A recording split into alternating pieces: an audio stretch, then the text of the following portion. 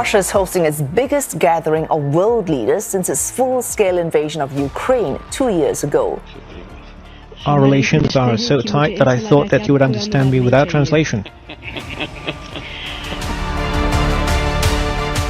Welcome, this is Najma Minhas with GVS Dialogue. Today we're talking about one of the biggest geopolitical events of the year, the BRICS summit in Kazan, Russia. This summit sends a strong message. Even though Western nations have sanctioned Russia and labeled President Putin as a pariah, leaders from the global south are standing by him. In fact, it's the largest gathering of world leaders in Russia for decades. When the picture of the BRICS head of states is issued, all standing alongside Putin, it will not only thrust a knife in the hearts of Ukrainians and President Zelensky, but also other Western leaders. Zelensky has already condemned the Secretary General Antonio Guterres for attending the summit and meeting with Putin. The BRICS grouping is fast becoming for the United States what they call an axis of ill will. For the US, the New World Order, as described by Putin, is a bogeyman, which is being led by President Xi of China and President Putin of Russia as his sidekick, with India's Prime Minister Modi, Brazil's Lula, and South African President Cyril Ramaphosa all lurking behind, all working together to undermine Western-led institutions through increasing strategic cooperation amongst these nations on economic and political issues. This three-day summit has leaders meeting from the original BRICS countries, which are Russia, India, China, and South Africa. President Lula from Brazil wasn't able to join due to a head injury, apparently. He will be joining via a video Zoom meeting. But also attending are additional members that joined this January: Iran, Egypt, Ethiopia, and the UAE. The expanded group of BRICS now represents over 45% of the world's population and 28% of its economy. And it's even more if we take a look at it in terms of purchasing power parity terms, which is close to 40%. On the last day of this three-day summit, officials from almost 40 Asian, African, Middle Eastern, and Latin American countries are attending as part of the group's bid to expand ties within the global south. So what's going on at this summit? What does it represent? And should Western countries be worried? I hope you will like, share, and subscribe to the content on this channel. If you are enjoying this video, your engagement is key to helping the channel grow. Now, what BRICS really reflects is a world moving from a US-led unipolar world to a multipolar one which is not ready to accept the United States' global hegemony to run the world on its own terms, use international law and rules as per its own desire and objectives. Global political and economic events in the past 2 years has reinforced this message across the global south. So what's on the agenda in the summit? Big changes that could shift the Western-led economic system, starting with de-dollarization. It's just a fancy way of saying that these countries want to stop using the United States dollar for international trade. Ultimately, it kills your dollar and it kills everything the dollar represents, and we have to continue to have that be the world currency. I think it's important. I think it would be losing a war if we lost the dollar as the world currency. I think that would be the equivalent of losing a war. To make this happen, the BRICS group, which is Brazil, Russia, India, China, and South Africa, is working on two things particularly. One is it's creating a cross-border payment system, and it's developing a way to avoid using SWIFT. SWIFT is the global network for financial transactions that most countries rely on, but Russian banks were cut off from it in 2022, which made them trade with dollars impossible for them. Following the annexation of Crimea in 2014, Russia set up its own interbank messaging system called SPFS. And now, with some Russian banks being barred from SWIFT, there are reports in China suggesting that its CIPS, the cross-border interbank payment system, could be used with SPFS to try and counter those restrictions. Now, the president of Brazil has even suggested a BRICS currency. But that's a long-term idea with a lot of challenges and logistical issues ahead. Meanwhile, China already has a small alternative to the SWIFT system, and countries like China, Russia, and Brazil are also shifting their reserves, their dollar reserves, into gold to reduce this dependence on the United States dollar. Some members of the BRICS, particularly China and Russia and South Africa, are eager to expand the group even further. They believe that adding more countries will increase its global influence and authority. And around 40 nations, including Turkey, a NATO member, have expressed interest in joining. However, India is more cautious because it sees the expansion as boosting China's leadership within the group.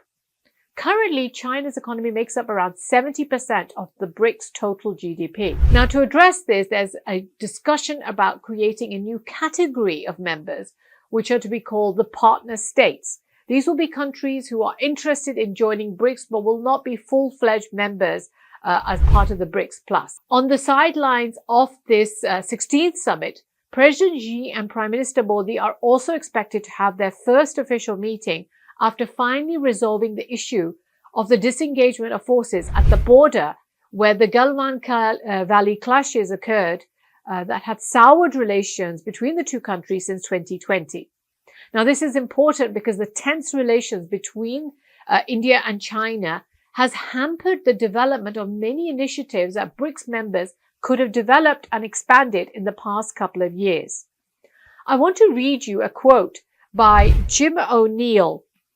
He's the former chief economist of Goldman Sachs, the man who came up with the acronym BRICS in 2001 in a report for Goldman at the time. In some ways, it's a good job for the West that China and India can never agree about anything.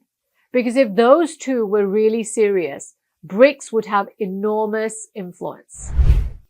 He goes on to say, China and India are doing their best to avoid wanting to attack each other a lot of the time. Trying to get them to really cooperate on economic things is a never-ending challenge. Now, I did a vlog on this earlier. Please do watch it to see why the Western nations, such as the United States, are unhappy at the recent developments, positive developments between India and China. The central idea that unites the BRICS members is basically a frustration with the Western-led global institutions, particularly in the economic sphere. These countries share a common goal. They want to improve the standard of living and achieve prosperity to those of Western nations. However, they increasingly feel that working within this Western-dominated system prevents them from reaching these goals. Western countries, through their control of the political and economic institutions, regulations, and the global framework, benefit disproportionately. International laws and organizations like the IMF, the World Bank, and even the WTO seem to serve Western interests rather than providing a level playing field. The United States, in particular, has created a chicken and egg situation. On the one hand, it expresses concern about the growing political and security influence of the BRICS nations. On the other hand, by alienating countries like Russia and increasingly China through sanctions and exclusion from the global system, the West is giving them a reason, and many others, to unite and challenge the current international order. They're no longer politically or economically weak. They're no longer coming out of subjugation of the colonial era that they can't stand on their own 2 feet. The United Nations, for example, has passed several resolutions condemning Russia's actions, imposing sanctions, financial and export bans, which it was thought would bring Russia to its knees. It did not. All 4 BRICS countries, South Africa, India, China, and Brazil, abstained from voting on these key resolutions condemning Russia's actions and calling for the withdrawal of Russian forces. Now, together, these 4 countries represent 40% of the world's population. And that's where lies the problem. Countries in the BRICS alliance and other global South nations have expressed their frustration with the overwhelming influence that Western powers have over these key international organizations, such as the IMF, the World Bank, and the United Nations, all of which were established in the post-World War II era. These institutions, particularly the United Nations, no longer reflect the changing global power dynamics, as emerging economies now play a much more significant role. And these nations now argue that the organizations need to be updated to better represent the interests and the perspectives of the 21st century. The United Nations Security Council, created right after World War II, for example, reflects the power dynamics of that time. Its 5 permanent members, the United States, Soviet Union, now Russia, UK, France, and China, hold veto powers. Now, this structure was meant to ensure a cooperation between the different powers to maintain a global stability. But now, who has power? India is not on the United Nations Security Council. India has 1.4 billion people. France, which has 80 million people, is on the United Security Council. The United Kingdom, with 68 million people, is on the United Nations Security Council. Brazil is not in the United Nations Security Council. So at every BRICS summit, members have called for a comprehensive reform of the United Nations, particularly the Security Council, to address this imbalance in the representation. They also criticize the apparent bias in how these countries are treated. For example, China and Russia often face condemnation, especially over human rights issues, while similar violations by the United States, such as, for example, those involving the US soldiers in Iraq, receive very little attention from the United Nations. The US also frequently uses its veto power to protect Israel from resolutions, for example, condemning its actions against Palestine. For example, where recent retaliatory strikes have resulted in the deaths of over 40,000 Palestinians, the international reactions to the Israel-Palestine conflict reveal a significant imbalance. While there was widespread condemnation of Hamas's attack on Israeli civilians on October the 7th, the severe retaliatory actions by Israel in Gaza are largely unsupported by the BRICS nations and many other global South countries. These actions are mainly backed by those Western nations who are driven by their own sense of guilt over what they did in the 20th century, or the United States with its AIPAC and its Israeli lobby, which is very much entrenched in its domestic politics. Despite these criticisms, however, the Western hold on international politics allows Israel to continue its actions with very little consequences. This further highlights the imbalance in the global response to the conflict.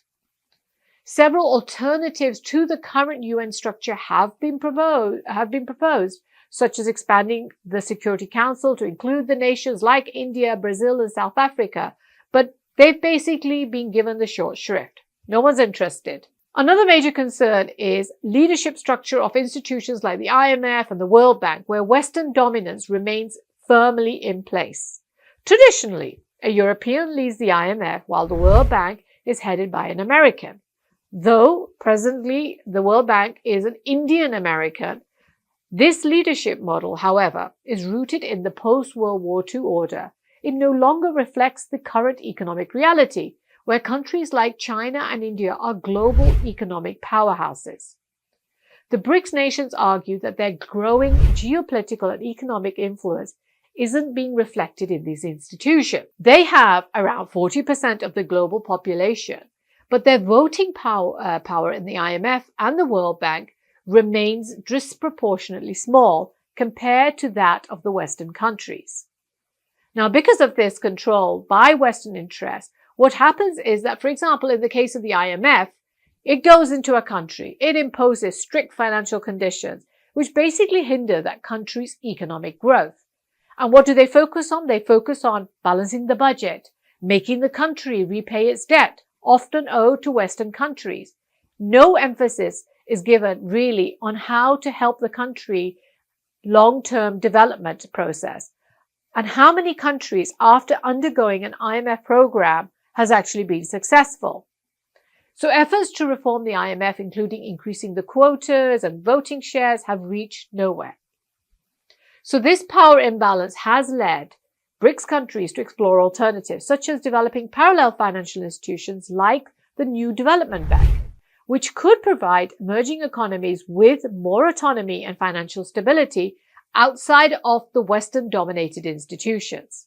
However, there is no question that BRICS is being pushed aggressively to develop an anti-Western stance, especially by the Russians, who have been ostracized by the Western system of power, both economically and politically.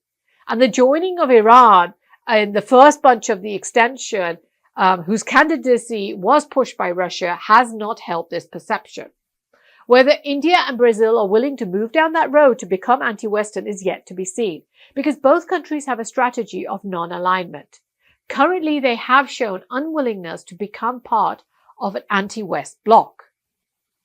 I hope you will join me on this channel. Please like, share and subscribe.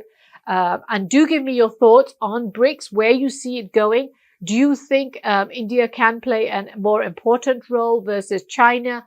And do you see it becoming an anti-West bloc or just part of a multipolar world?